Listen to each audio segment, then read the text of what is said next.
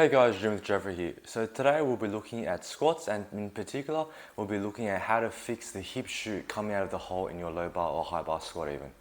So when I talk about the hip shoot, I'm referring to a movement by your posterior chain of the hips that happens when you're coming out of the hole in your squats. So basically, as you come out of the hole, you'll see that instead of the torso rising, in the chest and the hips rising in proportion to each other at the same time, you'll see that the hips actually shoots up and it rises at a faster rate than the rest of the body. And there are a couple of reasons for this. Number one, the biggest reason for this, the biggest indicator is that your posterior chain or your hips are compensating for a lack of quad strength. So because coming out of the hole, you've got you don't have the necessary strength in your knee, your hip and knee extensors to come out of the hole, and as such, you're trying to be fast, you're trying to be explosive coming out of the hole, and as such, the easiest way is to throw the hips up and let your posterior chain take over because it's such a dominant muscle group. So that's one of the reasons for the hip shoot. So right now, I've gone into a low bar squat position. I'm gonna sink down into the hole, and then I want you guys to focus on my hips coming out of the hole, because first I'm gonna perform a squat with a hip shoot so you guys can kind of see again how it looks on me. So coming down into the hole, and so this is me in the hole, this is me in the bottom position. As with the hip shoot, you're gonna see my hips shoot up like that. One more time, see my hips, they're gonna rise at a faster rate than the rest than in proportion to the rest of my body. So with that, you see that the reason with my hips coming out of the hole, my hips are traveling in an anterior, in an upwards position. It's trying to go up faster than the rest of my body. So this time, as I'm coming out of the hole, I'm thinking hips through. One more time, as I come out of the hole, I'm thinking hips through instead of hips up. So because essentially, to reiterate my point from before, when we sink down into the hole with a squat, my hips travel back.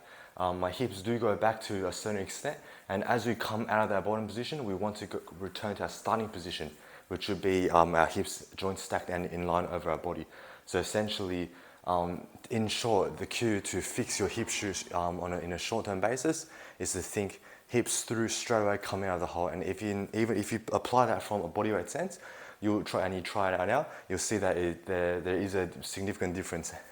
So that from here, I'm thinking hips through, hips pushing my hips forward coming out of the hole. And you'll see that there is a difference with that. Now, moving on to the second fix to help treat the hip shoot coming out of the hole in the squat, the next thing I'm going to be talking about is active quad drive. So as I mentioned before, the reason that our posterior chain sometimes tends to take over coming out of the hole is due to a quad weakness. You're not pushing, or your quads simply haven't been strengthened to the level that your body requires to maintain that torso angle control coming out of the hole.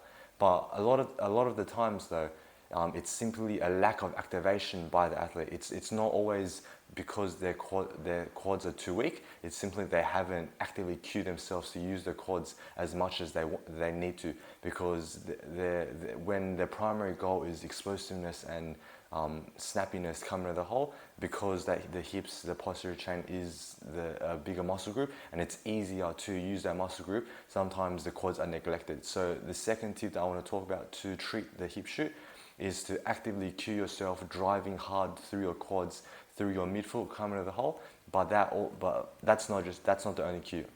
With that, you need to work in another cue of keeping that torso down, because essentially the reason that we're being so pedantic about the hip shoot or the chest raise in another video is because the end goal, the reason that we do all these, we try to correct all these issues, is to maintain a flat torso angle, because as you sink down into the hole, you want to maintain a flat back. You don't want an arch in the lower back, and vice versa, the same thing coming out of the hole. You don't want to see the hip shoot causing lordosis in the back, and you don't want to see the chest rise causing lordosis again. So the cue to, as you drive through the quads coming out of the hole, remember to maintain that flat torso, not to actively raise your chest up, not to actively throw the hips back causing the hip shoot. Keep that torso down and keep that torso flat.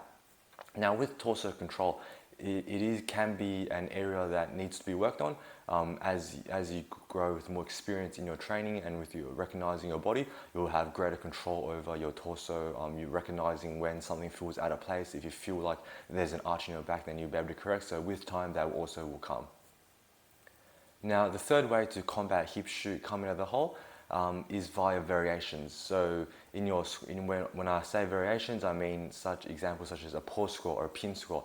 You want to perform variations that will essentially punish you if a hip shoot occurs coming out of the hole. Because say for example, you're doing pin squats, you've come onto the pins, you've hit the pins, and then if you haven't packed your brace, if you're thinking just to explode out of the pins uncontrollably, and with that posterior chain, you'll see a very evident hip shoot. And so once you see that evident hip shoot, essentially the movement will punish you because you won't be in optimal position.